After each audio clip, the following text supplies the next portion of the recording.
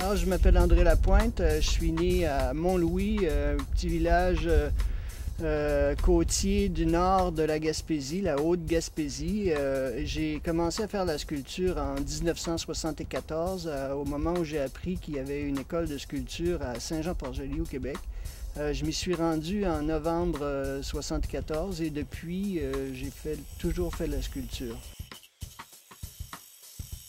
Mon travail, depuis le début, est relié avec le paysage et les éléments de la nature, les éléments marins particulièrement, et le paysage. Et depuis 2000, j'ai décidé de commencer des travaux in situ, si on peut dire.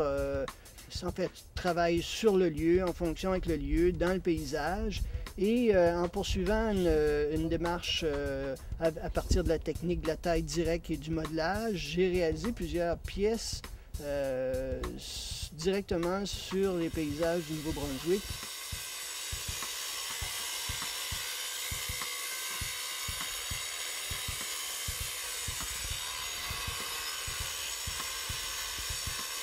Ce projet-là a été fait en m'inspirant de le Saint-Jacques de Compostelle, Saint-Jacques-le-Grand, le grand tableau qui nous accueille à l'entrée de la galerie Beaverbrook. Et je me suis rendu compte dans ma recherche, sur ce tableau de Saint-Jacques, réalisé par Dali, qu'il avait la même composition que la naissance de Vénus de Botticelli. Alors, c'est à partir de ces deux prémices-là que j'ai commencé le travail.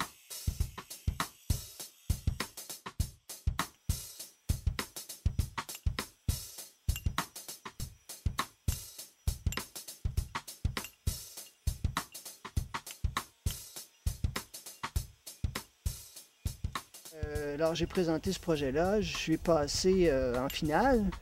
J'ai présenté une maquette qui a été acceptée par le jury en mai. Et depuis, on a commencé le travail. Le travail a débuté au mois de juin. Et puis, on croit pouvoir installer la sculpture en décembre.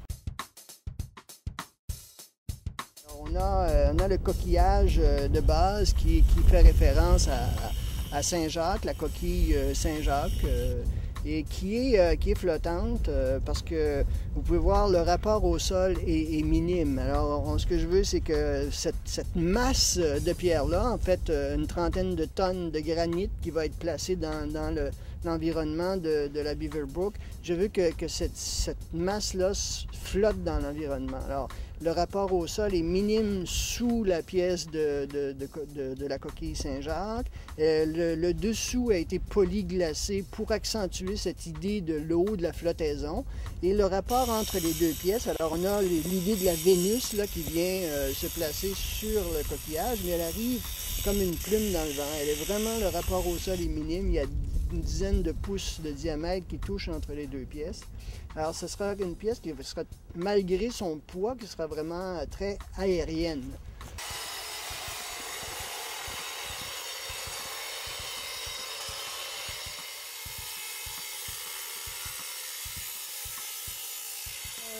C'est ce que je me suis efforcé à faire, de donner aux regardeurs une forme qui peut suggérer plusieurs images et plusieurs lectures différentes, que ce soit le plus ouvert possible.